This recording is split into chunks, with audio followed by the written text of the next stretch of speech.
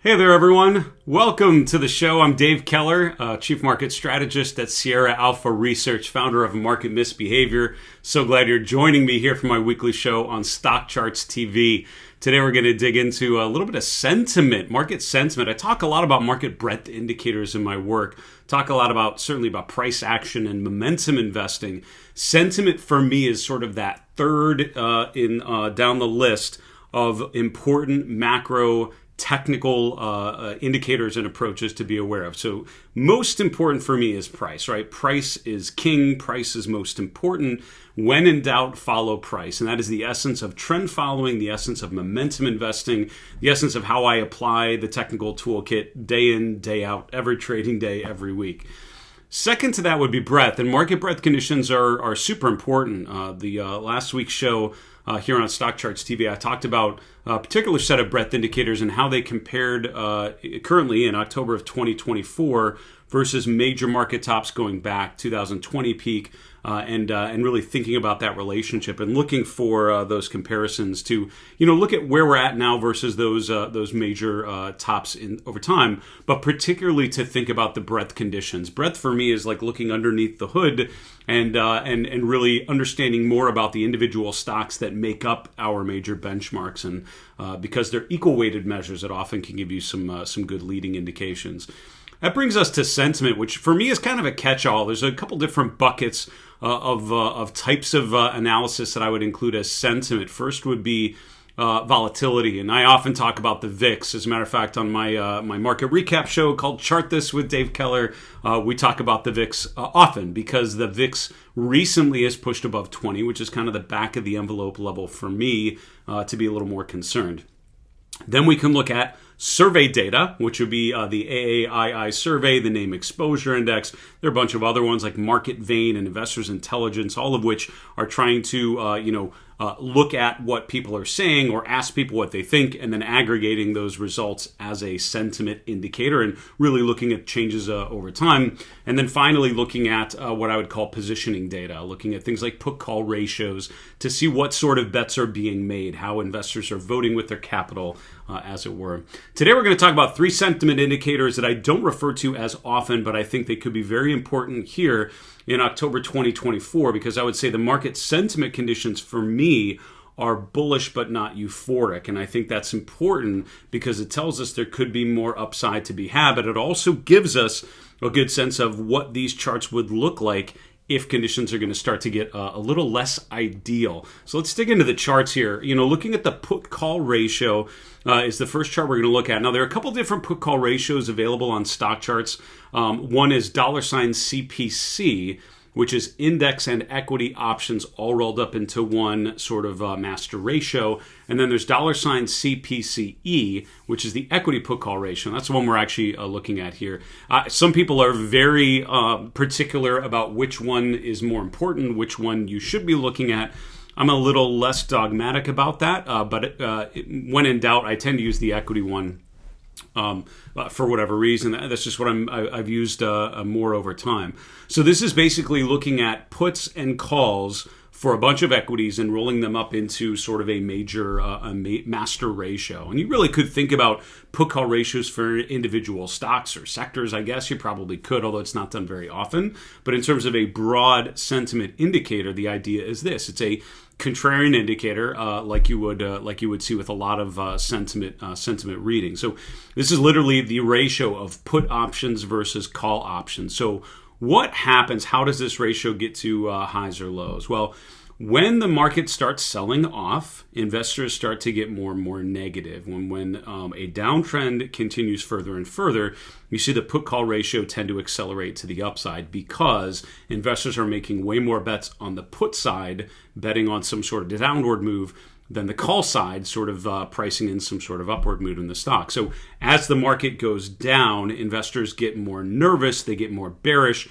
As a result, more bearish bets are put on. And often you will see a spike in the put-call ratio, which often coincides with a major low, because maximum sort of that bottoming point is kind of maximum pessimism.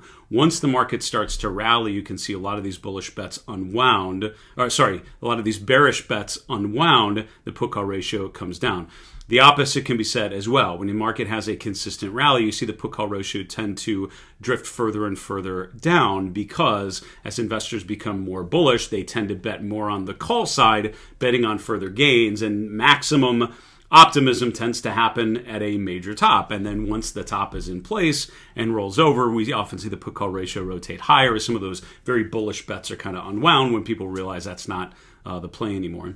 I'm showing the equity put-call ratio in the form of a 5-day moving average, and this is important. Something like the put-call ratio is a pretty noisy data series, and you can see in periods of market dislocation, kind of a very volatile period, the put-call ratio gets super noisy because literally every day you're getting a reading on those things. So they can fluctuate quite a bit when the market gets really, really noisy, really choppy. So the volatility in the put-call ratio in a lot of ways kind of mirrors the volatility in the market. So the VIX will often spike when the put-call ratio is spiking as well. It's not unheard of.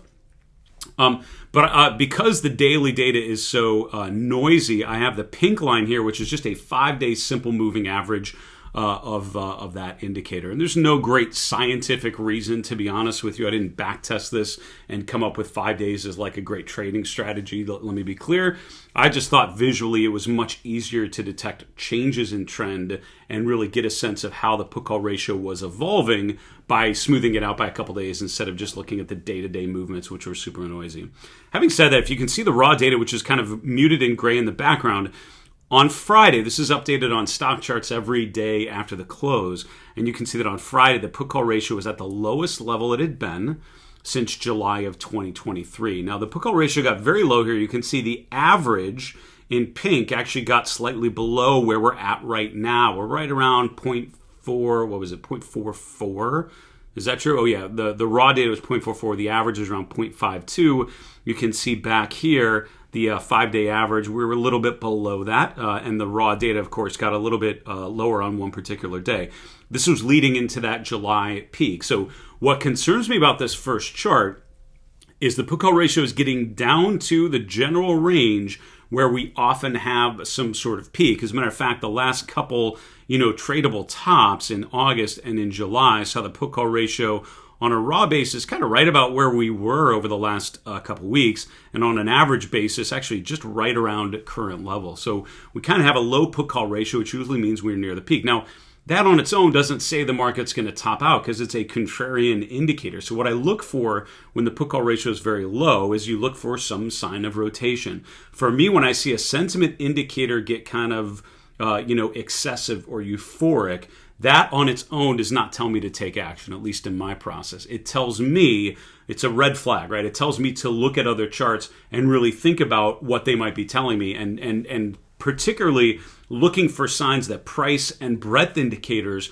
are confirming the signs of euphoria and really the relaxation of that euphoric condition, which is usually what the right side of the peak is made of, right? Once people get maximum bullish at a peak and we start to roll over, that's where the bullishness starts to wane. So sentiment indicators that get really overextended, in this case, the put-call ratio getting very low, you look for see a rotation higher. That was the signal kind of in late July telling you, the put-call ratio was super low. Now we're rotating higher. Now we have a price peak. That's where it starts to be a high conviction idea that the market may not be going up for a little while. And of course, that was the August peak. This is in 2023, by the way, that I'm looking. This is not July 24. This is July 23 in the middle of the chart there. So that is chart number one, the equity only put call ratio. And again, you can access that with $CPCE. There's also a regular total put call ratio with $CPC.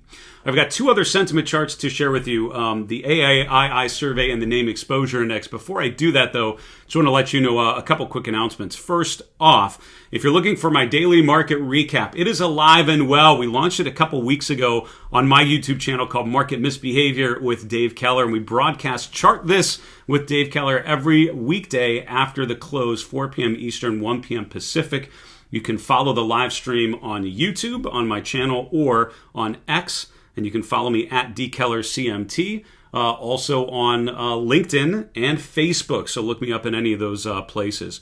Also, just to let you know, I have a free course. If the things that I'm talking about on the show, the stuff that I talk about in my work, talking about sentiment, price, breadth, the relationship between those indicators, how you can optimize entry and exit points by analyzing the markets, all of that is great. But first, you have to solve what's happening between your ears. You have to solve the issues of the fact that you're hardwired to make poor decisions. I have a free email course on behavioral investing where I'll walk you through what I call the 5 modes of mindful investors. We'll talk about some of the behavioral pitfalls that unfortunately you're hardwired to make, and I'll show you some tips and tricks and strategies to minimize those and make better decisions. So go to marketmisbehavior.com/free course, or just scan the coffee cup QR code that you see on your screen.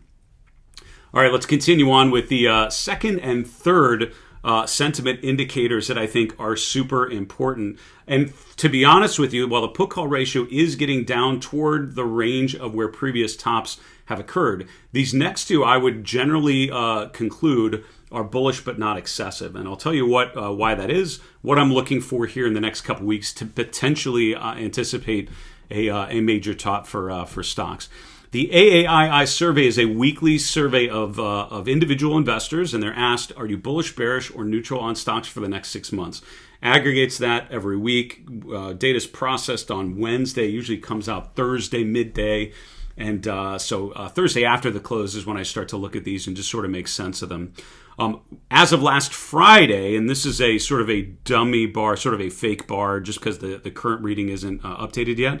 But as of last Thursday, it was 49% bullish and about 21% bearish. So bulls are outnumbering bears by over a 2-to-1 ratio. But what I really look for here, there are a couple things, but I look for maximum bullishness. Similar to the put-call ratio, you're looking for that extreme. You're looking for where all the optimism is kind of priced in, and it's sort of like the last anecdotal buyer has bought. And that's usually when there's nothing left to push the price higher, right? When the trend, the uptrend has been in place for quite some time, people get more and more optimistic. Eventually, they become a little too bullish. They become a little too overconfident, a little too optimistic that this trend is going to last forever. And that's usually when sort of a significant pullback happens. For me, the bullish rating above 50% is kind of that level. I wouldn't be surprised this week, given the price action that I'm seeing last week and now so far on Monday. If we continue to get an upward trend in prices over the next couple of days, I would not be surprised if the AAII survey comes in super overheated. And if you look to the left, I've highlighted the current reading with the pink line. If you look, you can see a couple places randomly where we've gone further above there. And to be clear, the level getting up there, as with any sentiment indicator, isn't enough for me to turn bearish or start selling or take any action. This is not a take action kind of signal. It's a dig deeper into other indicators kind of signal. This inspires me to dig into price and breadth conditions. So let's look back at what happened, right? In July of 23, this was a period we talked about on the previous chart. This is what the indicator did as we approached that July peak. You can see we got above 50% bulls. The 2 weeks later, we're right at 50% bulls. That ended up being the peak. But soon after, we saw the breakdown, right? We saw the lower peak. We saw the rotation lower. So that sign of euphoria told us we might be nearing a top. Then I think traditional trend analysis, using trend lines, moving averages, all of that stuff, that's the stuff that helps you, confirm that a top has actually happened. And it can happen in shorter term timeframes as well, right? In July of this year, we got to, it was around 52, 53% bulls, I believe, there in mid-July. That was right around at the peak. We had about a 3-week downturn after that before we recovered and, of course, eventually made new highs, which is leading us to where we're at now. But it doesn't always happen that way, right? In November of 2020, you had a spike with the bullish reading, got to around 55%, got to almost 60% in April of 2021. But the key is we never really had that trend following breakdown, right? The red flag was raised, but there was never that confirmation that we were seeing a retracement after that euphoric condition. So again, getting above 50% for me tells me to be ready, to be looking for signs of a breakdown, to look for signs of selling.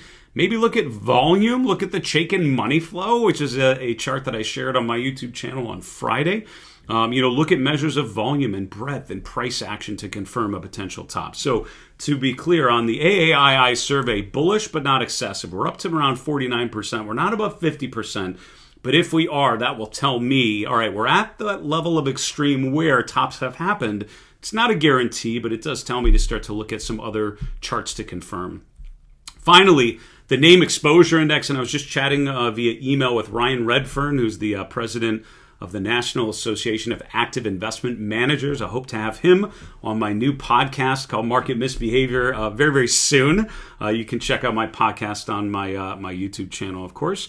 The NAIM Exposure Index is essentially a weekly survey of their members, and they're asked what their allocation is to equities. And you can answer up to 200% long, down to 200% short, or somewhere in between. And the idea of this is you're tracking what money managers, right? So the people in this survey are active money managers, implying, and I think pretty much assuming that they're managing other people's money, right? That's sort of their professional gig. And so people managing others' capital, how are they allocating their clients' capital at any time? And what's interesting is, in terms of my experience with this indicator, when the indicator gets above 100% long, that is often a danger sign. Again, contrarian sign, right? When the respondents in the survey are leveraged long, meaning they're over 100% allocated in aggregate, that for me represents a potential danger sign. Because if we're that, we have our foot stomped to the floor, if we've got the pedal to the metal, anecdotally in our portfolios, leveraged long, we're really going all in on the market going higher. And often at the end of the move, that's the pattern that you see. Look at the last 4 or 5 times we've gotten a spike above the 100% level. In July of 2024, just before that peak, where was this one? In March of 2024, just before that March peak. In December of 23, did not end up being much of a peak there, granted. In July of 23, before that pullback. Going back, you can see some signs like in November of 21, going into the December peak. So what happens is this indicator gets over 100%, and it often is right sort of leading into that major peak. But at the moment, it's at 90%, which is not excessive. That's not overly bullish. That's bullish, but not excessive. So the AAII survey and the NAIM Exposure Index, I would argue, are constructive, but not sort of euphoric. They're not at that extreme level where you go, this is probably too bullish. It's kind of people are pretty bulled up because the market's going higher. So what would I look for here? I would look for a spike above 100%. We look to the left on the chart, you can see what's happened when we've gotten above that 100% level. The last one I'll share with you, this is kind of like a bonus, fourth one, is the Ridex flows. And following the Decision Point folks, Carl and Aaron Swenlin, years ago, turned me on to this indicator when I was just looking at the capabilities in the Stockcharts platform, just different data series.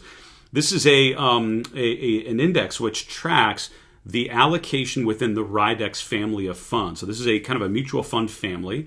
And within that family, they've got offensive funds like, index funds and sector funds. They've got more defensive things like income funds or money markets or something like that, where you're, essentially betting against the market going higher. You're in a more defensive positioning. And so what this is basically the ratio of how are we on more offense or on more defense. And I have the chart inverted. So if the level is very, very low, meaning it's close to the zero line, that means investors are super bullish in their positioning. If you look at where we're at right now in the Ridex flows and look to the left, that's why I have this blue horizontal line, just to kind of triangulate where we are now versus where we've been. The last time was right at that July peak. You can see back here, kind of in mid-May, we had first gotten up to that level. Back here at March, just before the peak there. Then you got to go all the way back to December of 2021. And this is what is interesting about some of these sentiment indicators. We're kind of getting up to those euphoric levels that we've last seen back at the end of the COVID rally, right? From March of 2020 all the way up to December of 21. And the S&P made a high first week in January of 22. That's where a lot of these indicators had gotten really overheated. Ridex flows were at their most bullish positioning. The NAIM Exposure Index was leveraged long. All of that kind of happened leading into to that major peak. But again, as we've seen with all of these, right, with the put-call ratio, with the AAII survey, with the NAIM Exposure Index, with the Ridex flows, I think of that as the third most important data series, right? I mean, category of information. So when sentiment indicators start to flash a warning sign, I then start to look at breadth conditions and say, okay, Am I detecting, even if the price is still fine, even if the S&P is still making a new high, am I seeing disagreement with some of the breadth indicators? Are breadth indicators telling me that even though the major benchmarks are going higher, some stocks are not participating? And then if I see that, then I start to look at the S&P itself and say, okay, sentiment's excessive, breadth is rotating. When are these benchmarks going to recognize that potential market top? And while that is not a perfect script, I wish it was that easy every time. We'll have to see what happens. But for the record, those are some of the things that I'm looking at now to determine potential sentiment extremes in October 2024. What do you think about these sentiment indicators? Did I miss one that you actually use often? Don't forget to drop a comment below and let me know. For Sierra Alpha Research and for Stockcharts TV, I'm Dave Keller. Remember, it's always a good time to own good charts. Have a good one.